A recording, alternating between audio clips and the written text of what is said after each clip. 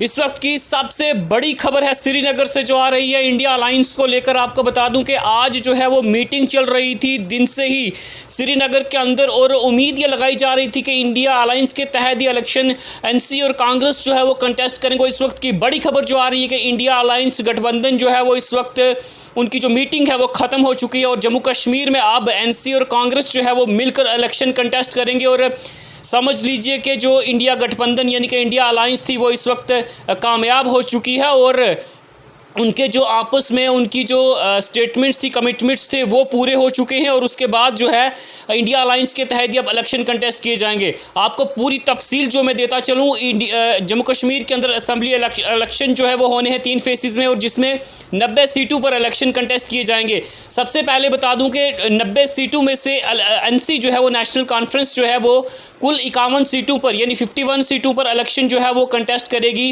National conference. और उसके बाद जो है वो इंडियन नेशनल कांग्रेस जो है वो कंटेस्ट करेगी 32 सीटों पर, यानी कि इंडिया अलायंस के तहत अब मिलकर जो है वो इलेक्शन कंटेस्ट किए जाएंगे। और एनसी जो है वो अपने उम्मीदवार जो है वो 51 सीटों पर उतारेगी और साथ ही साथ कांग्रेस जो है वो अपने उम्मीदवार जो है 32 सीटों पर अपने कैंडिडेट जो है वो इलेक्शन कंटेस्ट करवाएगी।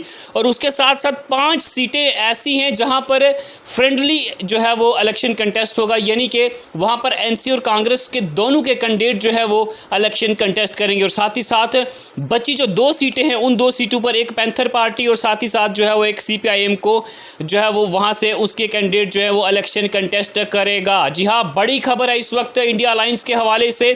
सबकी नजरें इस वक्त जम्मू कश्मीर में इंडिया अलायंस पर टिकी थी और बड़ी खबर इस वक्त पीछे जो है वो श्रीनगर से आ रही है कि अब जो है एनसी और कांग्रेस जो है वो दोनों मिलकर इलेक्शन जो है वो कंटेस्ट करेंगे। हालांकि खबरें जो इस तरीके की भी आ रही थी कि अगर जो PDP है, उनकी जो चीफ है महबूबा मुफ्ती, अगर उनके जो मैनिफेस्टो हैं उनको अगर माना जाता है तो जो उन्होंने मैनिफेस्टो बनाया है अपनी पार्टी की तरफ से, अगर उनको माना जाता है तो उसकी नज़र में रखते हुए वो भी इसका अलायंस का हिस्सा हो सकती थी। लेकिन फ़िलहाल उन्होंने मीटिंग अटेंड नहीं की। बड़ी खबर है कि नेशनल कॉन्फ्रेंस और कांग्रेस जो है वो मिलकर अब जम्मू कश्मीर के अंदर इलेक्शन कंटेस्ट करेंगे। और आपको बता दूं कि फर्स्ट फेज़ में जो है वो 24 कैंडिडेट जो है वो इलेक्शन कंटेस्ट करें 24 सीटों पर, और सेकंड फेज़ में 26 सीटों पर, और तीसरे फेज़ जो है वो उस पर